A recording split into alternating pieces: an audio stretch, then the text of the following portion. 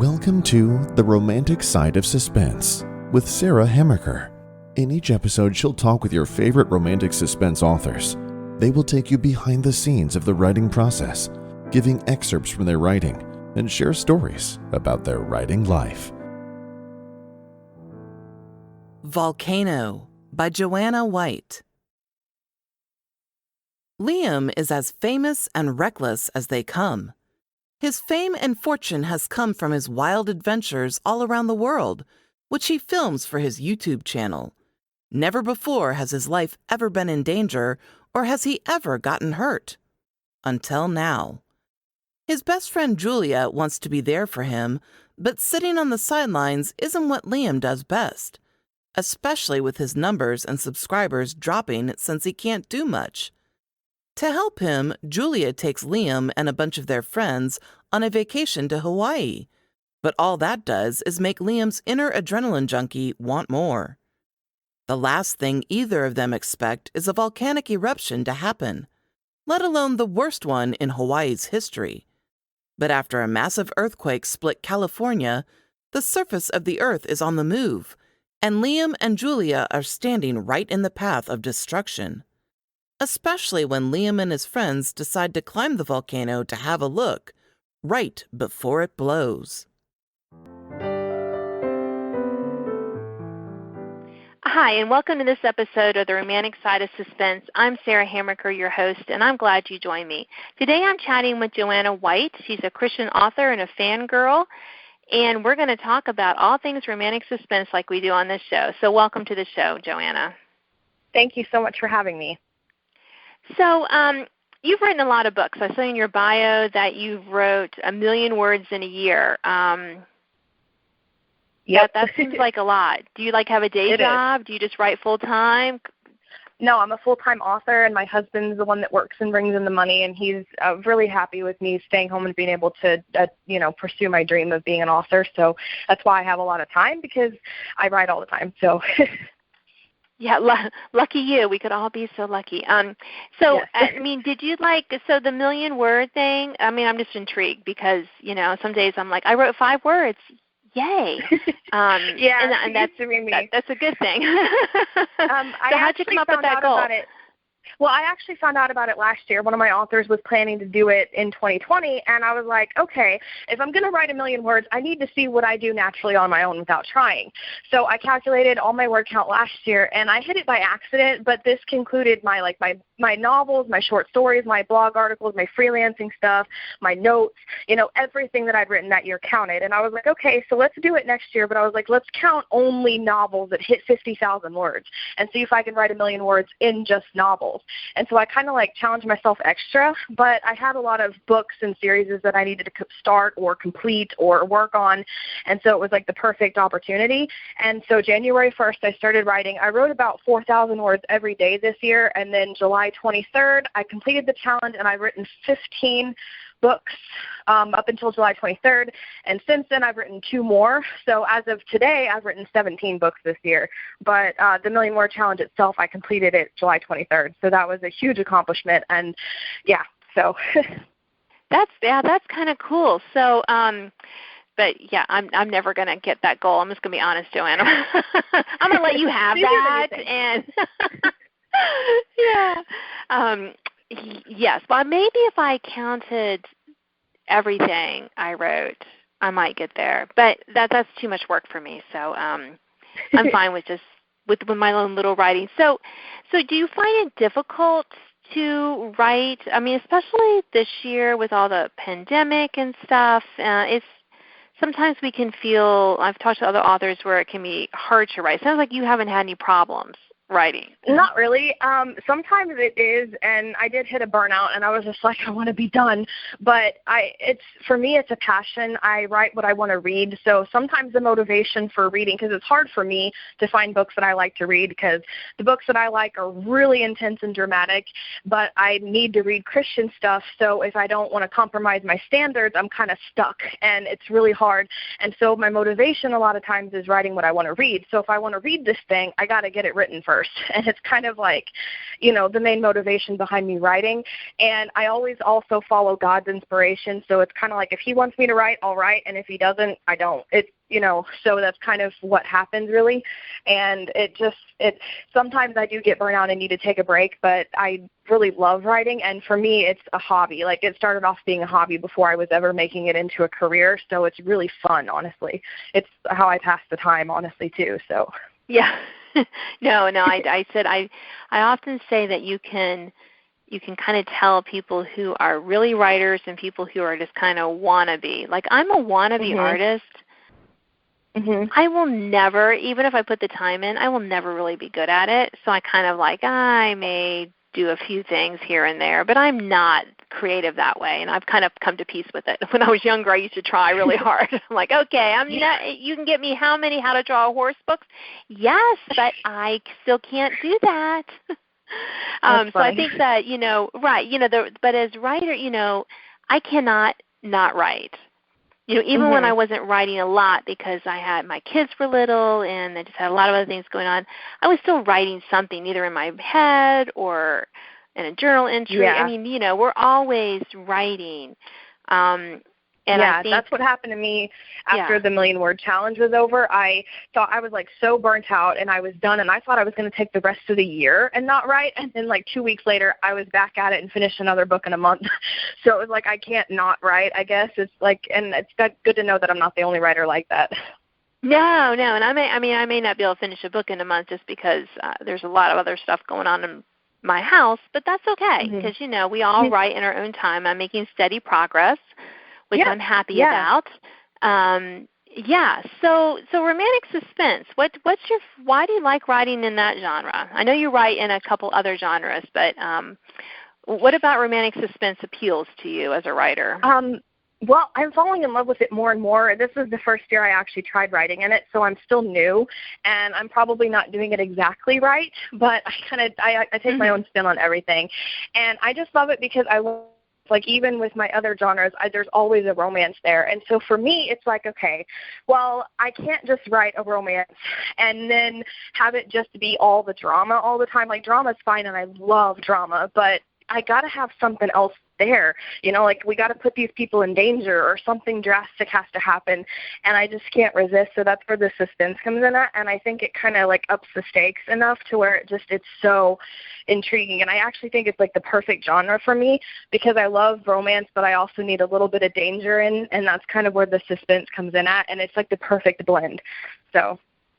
Yeah, no, I agree. And I think for me, it was that I love mysteries, but I needed the more romance part of it and a little more suspenseful, I think, than mysteries. And again, I don't know if I could write a romance without having some sort of danger in it. So I'm I need to stick with romantic suspense.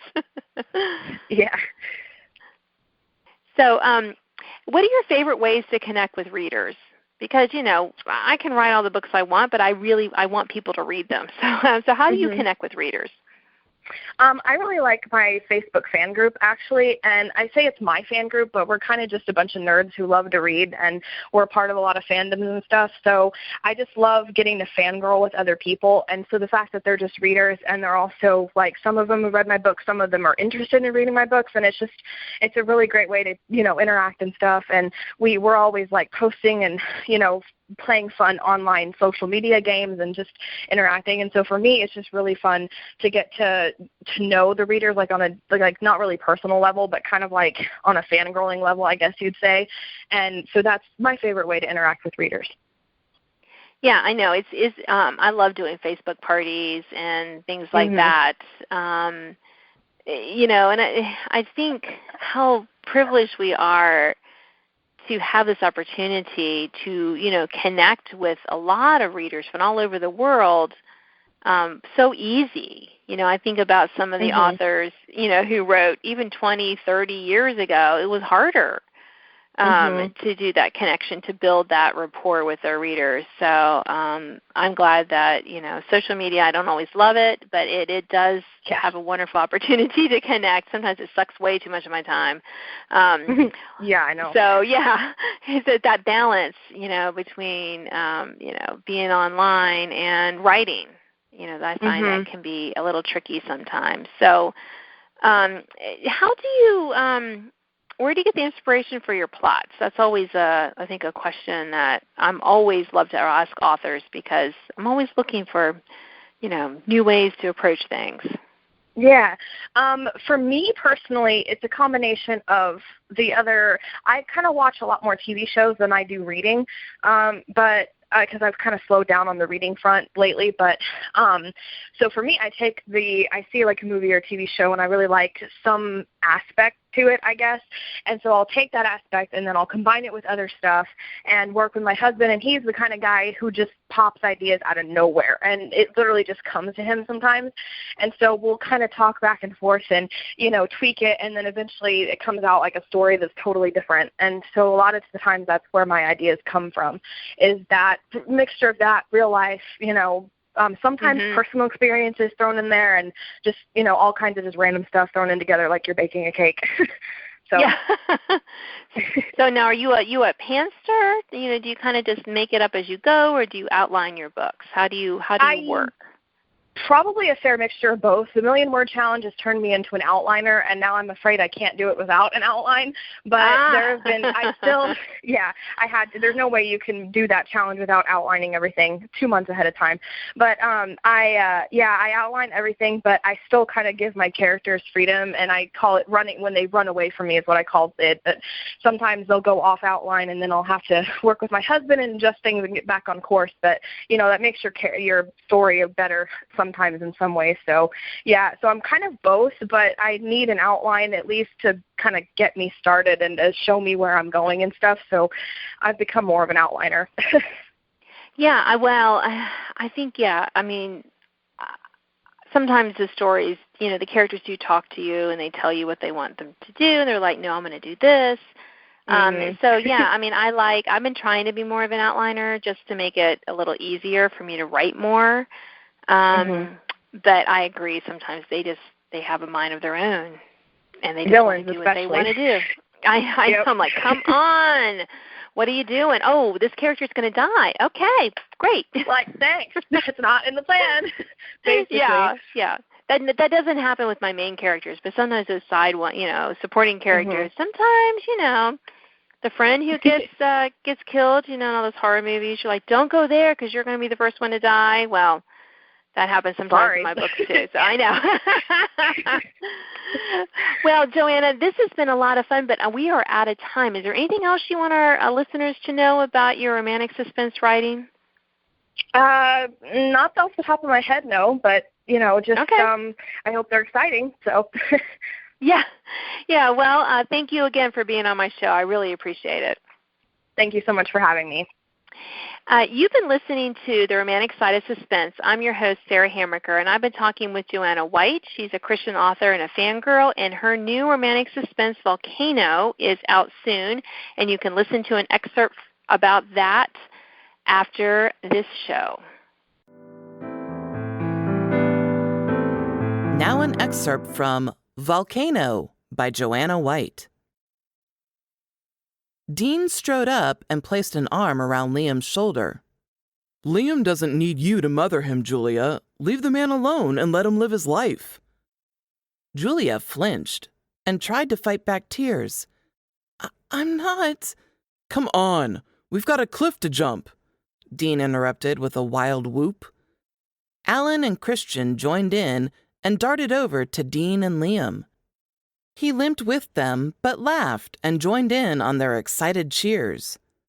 Jacinda and Dahlia both walked over to her as Julia rubbed her forehead with a deep, frustrated sigh. Dean treats you like a jerk, I've noticed, Jacinda commented. Julia nodded, slinging her camera bag over her shoulder. This is such a stupid idea. I don't know what Liam's thinking. His leg's still injured. It's going to take time to heal. He can't go cliff diving off an 80-foot cliff. 85 foot, Jacinda corrected. Jacinda nodded her head to where the men had already started hiking up the trail. Liam fell behind because he was badly limping, and it made Julia's chest ache. "Liam!" she called, jogging up to him. Liam cast her a sideways glance and reached over to sling his arm around her shoulder. "Sorry about Dean."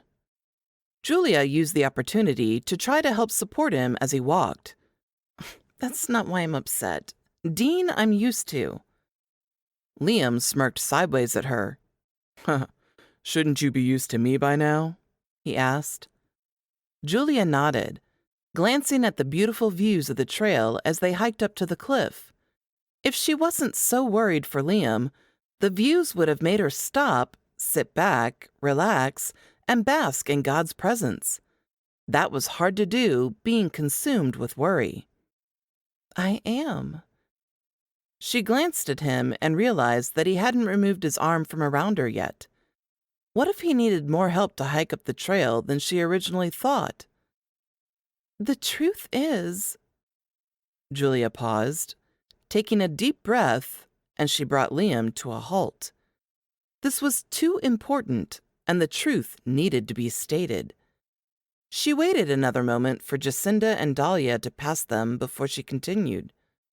It also gave Liam time to rest, and she didn't miss how he leaned against a tree, although he tried to play it off as casual with slumped shoulders and bad posture, but she saw straight through it.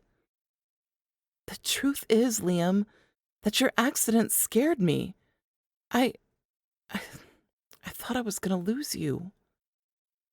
She couldn't stop the tears as they fell, and she furiously tried to wipe them away. Liam stepped toward her, gently massaging his fingers across her cheeks to wipe the tears away. "Hey, Juju, I'm here, okay? Is that what this was about? You're scared something's gonna happen to me?" "It almost did!" Julia shouted, her voice strained. When your hammock slipped off and you fell, I thought you were dead. I mean, you've had a few accidents here and there, but that was the first one where your life was at risk and you could have died. Really died, Liam. I don't want to lose you.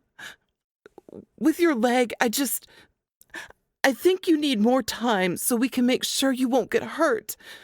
I know you don't want to face it, but you can't do the same things as everyone else.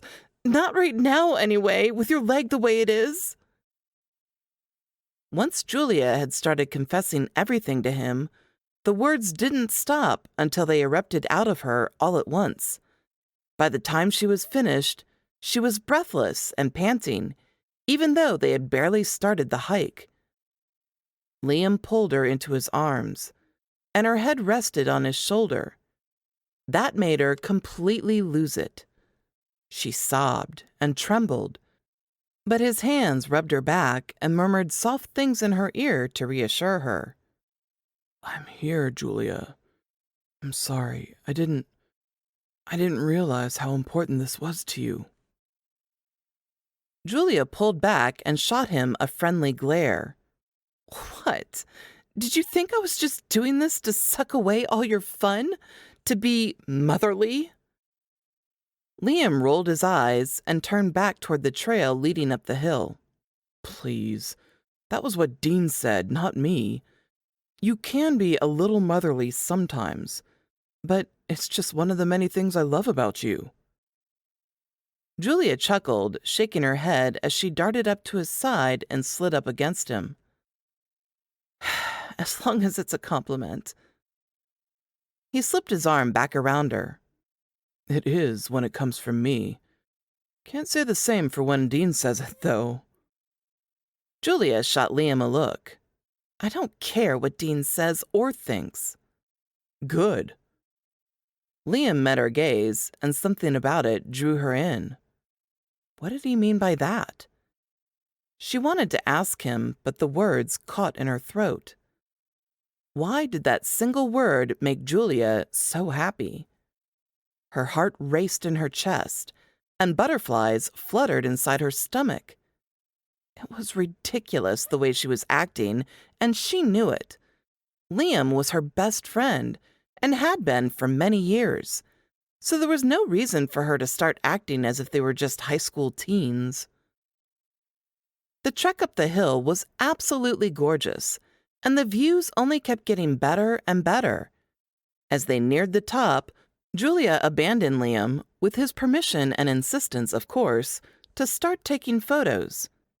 At the top, the view took her breath away. The cliffs towered over the ocean, with waves swelled up and crashing against the base at the bottom. The sun was high in the sky, casting the world in a bright glow. From up here, it felt as if Julia was on top of the world, and she grinned up at the sky. "Thank you for this view, God," she whispered. Liam stepped up beside her, slipping his hand into hers. "Thank you, Father, that we're all here together to see it," he continued. Julia smiled at him with a light in her heart that had vanished away all her worries. Amen. Thanks for listening to The Romantic Side of Suspense with Sarah Hamaker. If you enjoyed this episode, please leave a review. You can sign up to receive notifications of upcoming podcasts and listen to previous editions at sarahhamakerfiction.com.